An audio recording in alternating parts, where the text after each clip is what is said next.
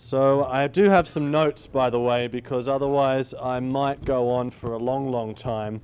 And if I don't refer to something, I'll just tell stories and we'll be here forever. So, all right.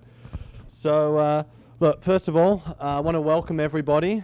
And I really want to thank the Roofcamp guys. This is my first experience with them, and it's fantastic. So thanks, guys. Really good. And of course, I want to thank you all for coming as well. I've already had some fantastic conversations and met some really interesting people. And in fact, my mind is buzzing right now of all the connections I need to make between people. It's incredible. So look, let's briefly, I'll introduce myself. My name is Matt Pontoles. I'm a co-founder of a company called Barefoot Investments, and not to be confused with something that's called Bigfoot, which I believe roams around mountains or also is a movie studio in Cebu. But either way, we are Barefoot Investments. We specialize in incubating, starting up, growing dynamic businesses, and you know, all sorts of things. Generally, it started out with projects of passion between myself, some friends who later became business partners, and has just branched out into many different fields ever since. I'm going to have to take the opportunity to do a shameless plug of one of those venture companies that we have. And in fact, it's not so bad because at least we provided some beer, right? So we get a little bit of talking time. Yeah, okay. Thank you. You're currently in one of the Barefoot venture companies. It's called the Little Green Hub. And it's really something that has been on the back burner for a little while, but I've been based in the Philippines for 4 years now.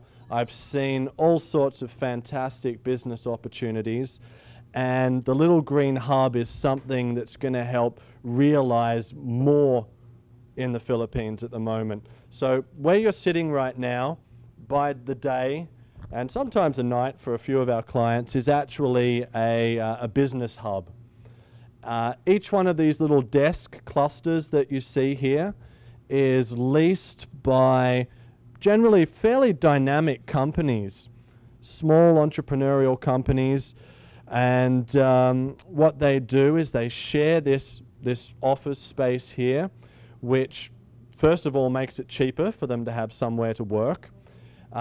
We provide all sorts of back-end services, whether it be things like financial advice, whether it be bookkeeping services, IT support, although this room doesn't look like it needs a lot of IT support, and you know, things through to consulting. We do lunch and learn sessions in the conference room back there, so we have people come in and give presentations on a weekly basis on business and entrepreneurial topics while you eat your lunch.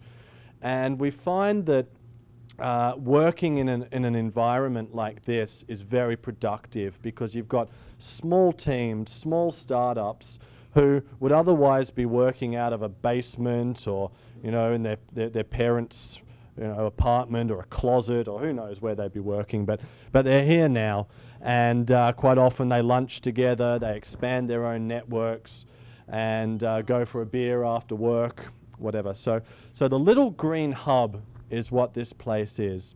We actually have a couple of desks available still, so if anyone needs some space, feel free to give me a chat afterwards. So that's the shameless plug over and done with. Now, what do we do at Barefoot Investments? Well, Barefoot Investments is really a company that invests in things that I like, things that my business partners like. So we started off several years ago now, primarily in real estate, working out of the Caribbean, working out of Central America, And myself, I actually used to do offshore banking, so there was a reason that we were located in places like that. And started off with small real estate projects. They grew, they got bigger. We started doing commercial real estate projects and resort development.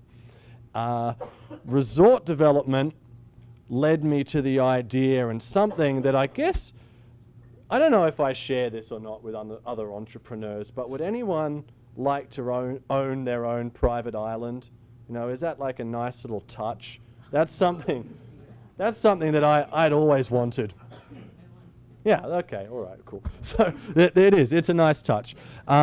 So we started real estate development. We thought, okay, what's the next best thing we can do? We want an island. We have to have an island.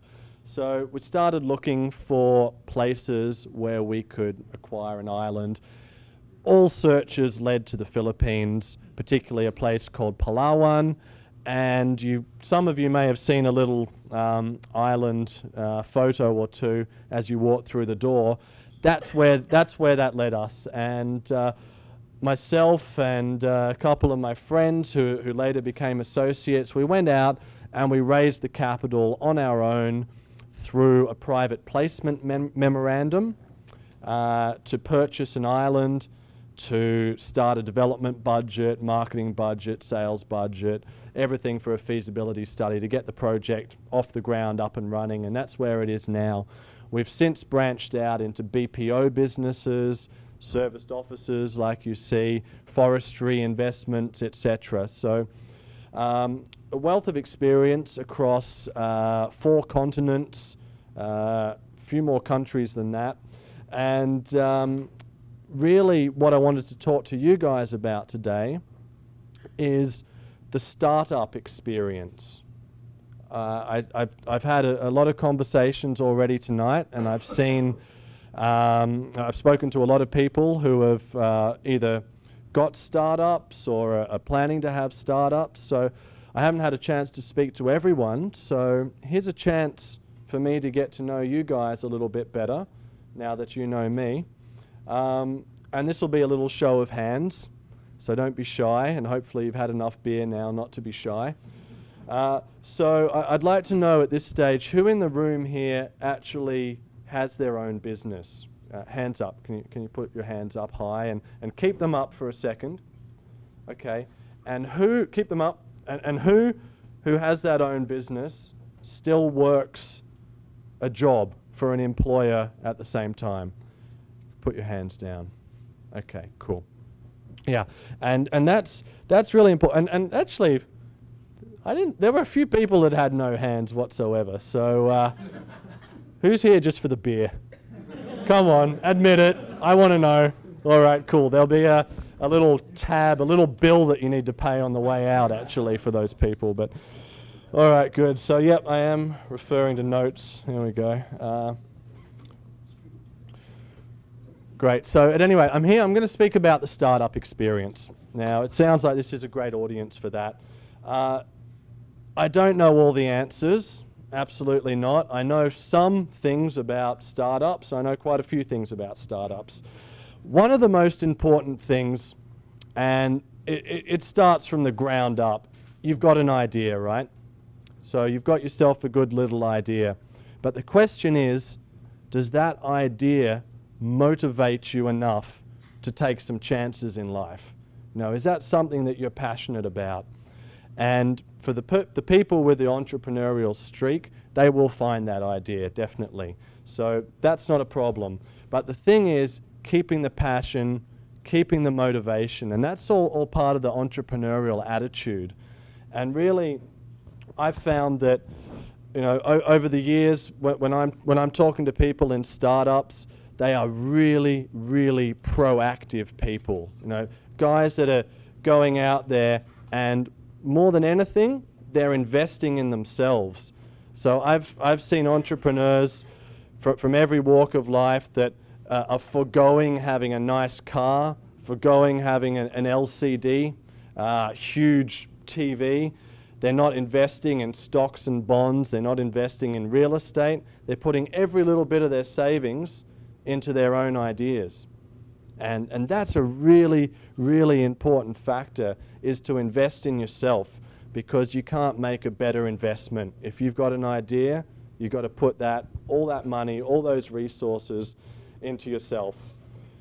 And really, you know, moving on from that, once you've got these ideas that you're motivated with, you've decided to invest in yourself, what's the next thing you've got to do is, at some point, you have to make the decision to leave the job, because the job is going to hold you back all the time, and it sucks because it's giving you a nice little income, you're comfortable, your partner is generally quite happy with you because you're putting food on the table, etc. But you know, at some point you feel that fear, and then you go ahead and you do it anyway.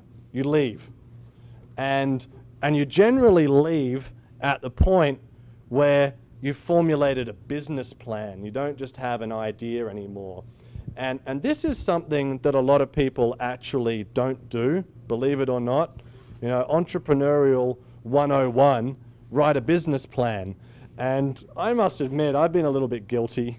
There's been a few businesses that didn't have plans. And in fact, there's been a few businesses that you just make it up as you go along the way. But hopefully that comes a little bit later. The first one, you know, take the time and the effort to write a really comprehensive and thorough business plan.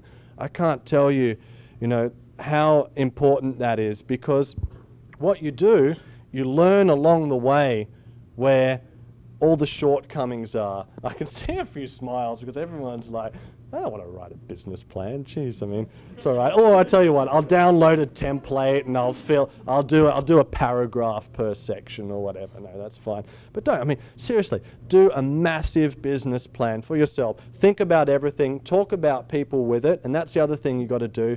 Don't be scared to share your ideas with other people, because, you know, they're not going to steal it. Not everyone's going to steal your idea off you. Most people are too busy for a start. Most people don't believe in you for a start. So, you know, don't worry about it.